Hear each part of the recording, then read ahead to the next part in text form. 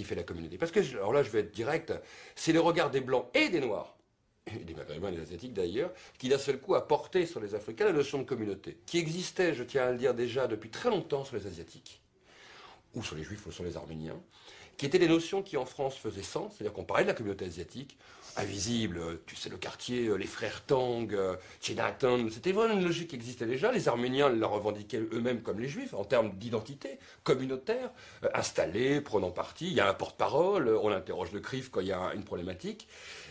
Pas du tout ce sentiment-là chez les Maghrébins. Les Maghrébins paraissaient beaucoup plus diffus, pas vraiment organisés, à la fois plutôt dans le domaine du revendicatif. SOS Racisme, à un moment, a été quasi le porte-étendard de cette beurritude. Donc très complexe, on voit bien un floutage aussi avec le PS autour de ça. Donc un problème d'identification dedans. Et au milieu de ça, les Afro-Antillais vont émerger progressivement, je dis bien par le regard, ce qui est extrêmement intéressant, et pas tellement par la politique en fait, puisque très peu organisée. Bon, il y a quelques leaders noirs qui ont comme ça sorti de la scène politique à ce moment-là, des gens comme Pocrin par exemple, et je pense que le grand basculement, ça a été la campagne présidentielle de Toubira. Je dirais grand basculement pour deux raisons. D'abord parce que c'est une femme qui a porté pour la première fois ces couleurs-là dans une présidentielle venant des Outre-mer. Donc ça, c'est très très important en termes d'image.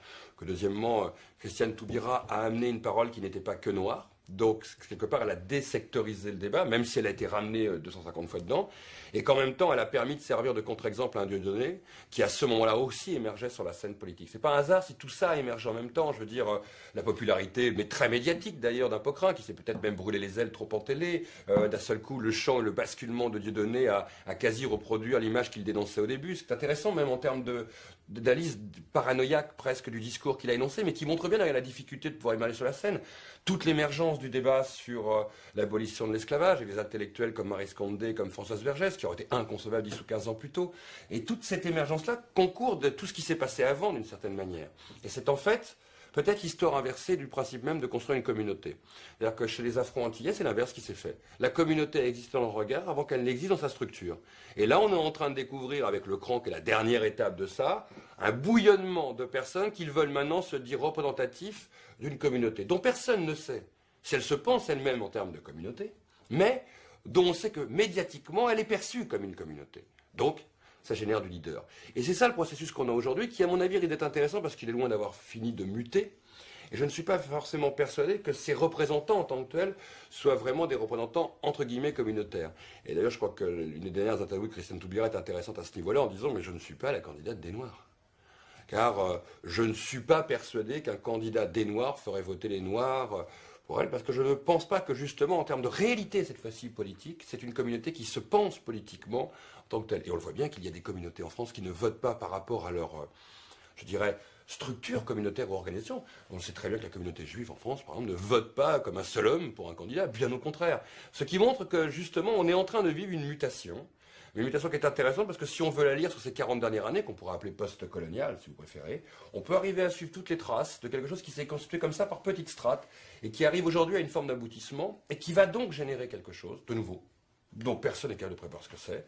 On voit bien qu'il y a eu beaucoup de chocs ces 4-5 dernières années entre des débats mémoriaux, des débats historiques, des débats de représentativité, des débats d'identité, des débats de rapprochement, parce que je dirais que depuis 1919 et le congrès de la race nègre à Paris, on avait rarement vu les Antillais et les Africains quasi dans un débat commun.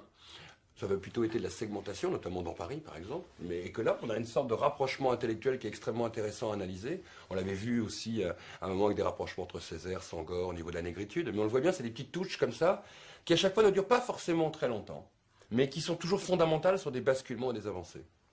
Je vais revenir juste sur la période années 70.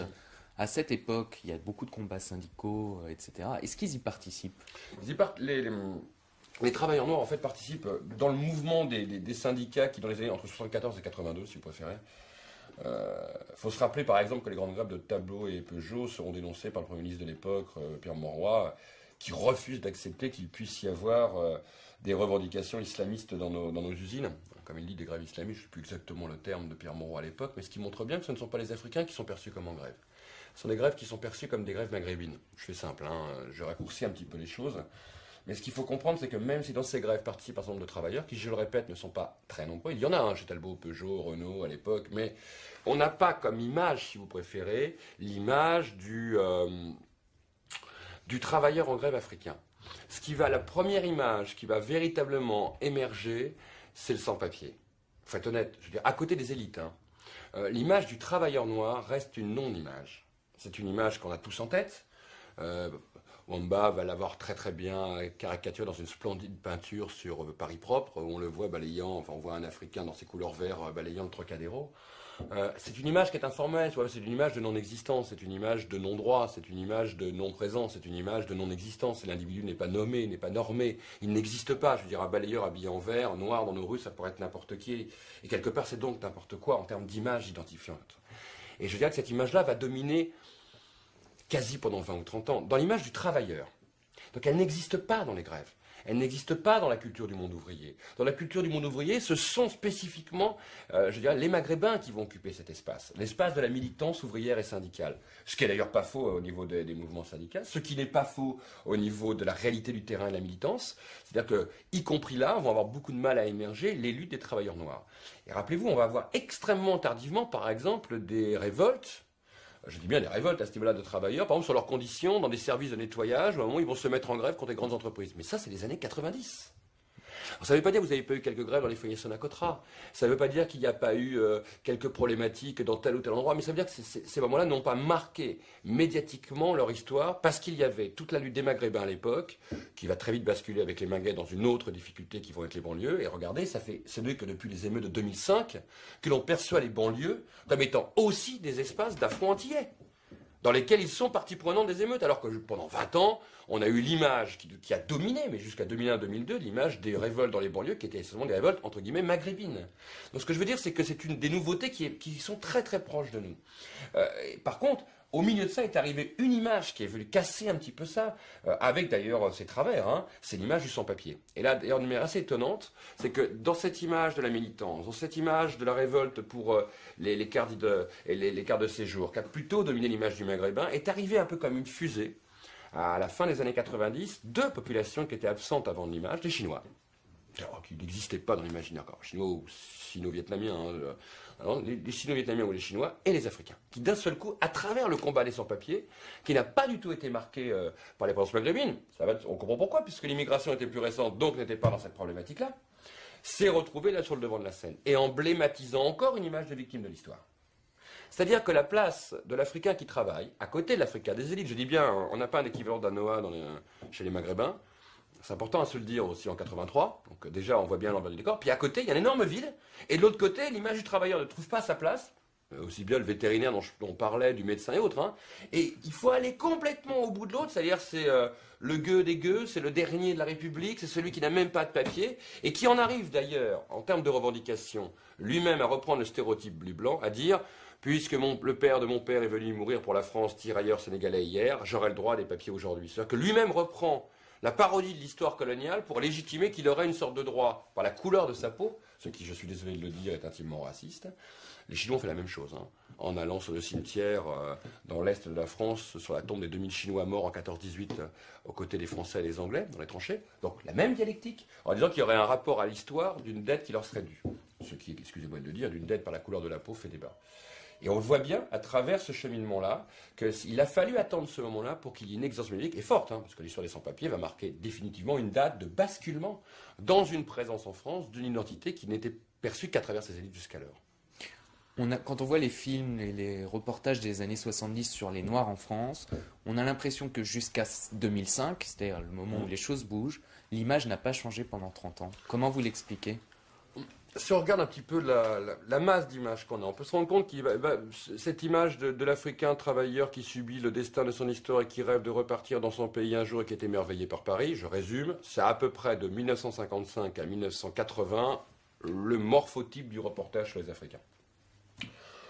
Il est standard parce que la télévision ne va filmer que ça, parce que d'abord les rédactions demandent ça à l'époque, puisqu'il n'y a pas de révolte, il n'y a pas de grande grève, il n'y a pas de grand leader. Il n'y a pas véritablement de ville noire. Il n'y a pas Roubaix et Tourcoing comme pour les Maghrébins. Marseille n'est pas perçue comme une ville africaine, alors qu'il y a déjà 40 000 Comoriens qui sont arrivés. Mais personne ne le voit comme ça. Donc la rédaction ne voit pas, hey Coco, t'es gentil, tu vas à Marseille, tu me fais un reportage sur les Africains, puisqu'on ne sait même pas dans le regard qu'il y a justement 40 000 Comoriens à Marseille. Donc on fabrique du reportage morphotypé, parce que ce qui intéresse, c'est le gars qui travaille, donc une image positive, qui est venu pour travailler, donc image sympathique, donc l'anti-image du Maghrébin, je tiens à le dire, qui pose pas de problème parce qu'il n'a pas la marmaille avec les enfants et toutes les femmes là, et qui en même temps est un bon gars qui parle pas très bien français, mais puisqu'il parle pas très bien français, je vous rassure, il va donc pas rester longtemps, et donc est une image rassurante. Donc là on fabrique un morphotype qui correspond à une attente du morphotype. Donc faut pas être surpris que quand on voit les actualités, c'est à peu près des reportages de 40 secondes, parce qu'ils sont jamais plus longs, et en plus sous-titrés généralement. D'ailleurs si vous trouvez un nom de famille, vous êtes champion, parce que vous avez généralement des prénoms, quand vous avez un prénom. C'est aussi intéressant, hein. Je crois que la meilleure façon de regarder la télévision, c'est de découvrir qu'à quel moment on commence à avoir des noms de famille d'Africains travailleurs, il faut attendre à peu près 2002. 2002, je dis bien, regardez, sur 85% des reportages de travailleurs africains, vous avez le prénom. Quand il est écrit en bon titrage, c'est un événement, il est généralement énoncé, et généralement le journaliste l'appelle par son prénom. Ce qui serait inconcevable sur un asiatique. Je dis bien inconcevable. Alors, comme en plus, généralement, le reporter européen ne connaît pas la différence entre le prénom et le nom de l'asiatique, donc il ne prend pas de risque, vous me direz. Non, mais c'est ça qui est intéressant. Par contre, vous avez quand même un petit changement qui va se passer. C'est que vous avez après un trou entre 75 et 85. C'est-à-dire que là, on va dire 55-75, un type de reportage qu'on imagine très bien. Le travailleur immigré interrogé dans son foyer, sur son lieu de travail, à l'usine. Et on demande à son collègue, alors ça se passe bien avec Mamadou? Tout va bien? Il n'y a pas de problème de travailler avec lui? Tout est bien. Donc la France est bien, la France est un joli pays, mais tu comptes repartir un jour au pays? Ah, voilà à peu près le morphotype du reportage. Et vous allez en trouver 250. En ayant travaillé sur Pareille Couleur comme film avec Eric Dereau, on en a retrouvé, mais alors on aurait pu le faire. À un moment, on voulait même faire un best-of un peu à la Spike Lee. Comme Spike Lee avait fait son film Ball Z, à la fin, il termine par, en 10 minutes, le cinéma américain raconté à travers ses images, l'image du noir. On pourrait faire exactement la même chose, le travailleur immigré noir, à travers 30 ans d'actualité française. On aurait à peu près le même morphotype. On s'ennuierait énormément, mais ce serait assez intéressant, il faudrait une bonne musique derrière. Et de l'autre côté, 10 ans de silence, parce qu'on ne sait plus comment positionner ce travailleur. Il arrive avec enfant, il s'installe, tout éclate au niveau des codes, il est qui, on ne sait pas, on ne sait plus quoi, on ne sait plus. C'est les années un peu Mitterrand, il y a quand même une nouvelle génération qui débarque, qui n'est plus forcément une génération que francophone, de nouveaux pays, les Aïrois, le temps de la SAP, des jeunes qui débarquent, qui ne sont pas dans les mêmes codes, les enfants qui arrivent, qui vont à l'école, dans des quartiers comme Montreuil, moi qui par exemple étais à l'école Porte de Montreuil et autres, c'est à un moment où j'ai vu cette génération qui est arrivée, qui dans les bahuts a surpris énormément, qui arrivait, il ne faut jamais l'oublier, en même temps que les boat people, qui changeait totalement l'univers dans ce qu'on pourrait appeler les périphéries parisiennes ou la banlieue parisienne, d'une nouvelle génération qui n'existait pas quand j'avais 10 ans, cette génération d'enfants d'Africains qui travaillent en France, qui vont à l'école, on ne la voyait pas, elle était peu présente dans une classe. Alors que là, d'un seul coup, ils sont arrivés en nombre, et donc là, il y a un regard qui ne sait plus comment se porter. Et ils ne sont plus les mêmes, en plus ils veulent rester, on ne sait plus comment les cerner. Et à partir de 85, il va revenir une nouvelle image de ça. Il va se passer deux choses, c'est qu'on va commencer à s'intéresser à ces jeunes qui commencent à réussir dans des domaines comme la mode. Ah, une mannequin noire. Tiens, on fait un reportage sur elle. On va commencer à s'intéresser à des gars dans les radios, avec les radios libres. On va s'intéresser au hip-hop. On va s'intéresser à une nouvelle culture urbaine qui émerge. On va s'intéresser à toute une nouvelle gamme qui rentre et qui n'est plus celle du travailleur. Et pendant 10 ans, l'image du travailleur va encore disparaître. Parce que c'est entre un balayeur et un hip-hopper, je vous fais pas le reportage. Alors on dit, hé Coco, non, tu ne fais pas un balayeur noir, tu me fais plutôt un jeune avec une casquette de côté qui va bouger dans la rue. Parce que ça fait du reportage qui, quelque part, donne une forme de dynamisme, soi-disant un peu plus branché. Et on va le refabriquer dans un morphotype. C'est-à-dire que le noir est bon à balayer et à danser. Je rappelle le vieux slogan colonial et un peu racial, qui est de dire, si tu cours vite, c'est que tu penses lentement. Un corps qui bouge ou qui balaye, ça reste un corps. Et on se focalise encore sur le corps. Et quelque part, des porteurs de voix. Qui va interroger un chamoiseux à l'époque, il faut le regarder à 22h30, qui va regarder les grands intellectuels noirs du moment. Quand vous voyez que la plupart des grands intellectuels noirs, il leur a fallu attendre 20 ans pour faire une émission chez Culture et Dépendance, France Télévisions, je suis désolé de le dire, qui ces gars-là sont aujourd'hui écoutés, ils font 800 personnes quand ils vont parler à droite ou à gauche dans les grandes facs américaines. C'est une réalité. De grands auteurs francophones. Alors on va leur rendre hommage au Grand Salon du Livre cette année, mais je suis désolé de le dire, ils ont été écoutés pendant 20 ans dans les grandes facs américaines, sud-africaines, canadiennes, japonaises, allemandes, italiennes. On est en train de les découvrir à l'époque, ils passent pas en télé. Quelques-uns, oui, mais c'est quoi? Vous avez 2-3 Antillais, l'idée caribéenne qui traverse un moment, un petit chamoiseau qui arrive à dire quelque chose, oui, un glissant qui rentre, mais ce que je veux dire, c'est ils ne pénètrent pas le socius intellectuel, ils ne pénètrent pas la culture française dans sa grande diversité. Combien de Français connaissent des auteurs africains noirs qui écrivent? Très peu. Tout simplement parce qu'ils ne sont pas lus, et ils ne sont pas lus parce qu'ils ne sont pas connus. Ils ne sont pas connus parce qu'ils ne sont pas mis en amont. Ils ne sont pas mis en amont parce que la télé ne les appelle pas, et parce que nous allons dans la rédaction, on ne dit pas, hé Coco, pour parler de cette problématique-là, tu vas chercher glissant. Non, c'est pas naturel. Tiens Coco, il faudra inviter Achille Mbembe, ce serait pas une mauvaise idée pour arriver à comprendre ce problématique-là. Parce que même le gars en rédaction, il ne le connaît pas.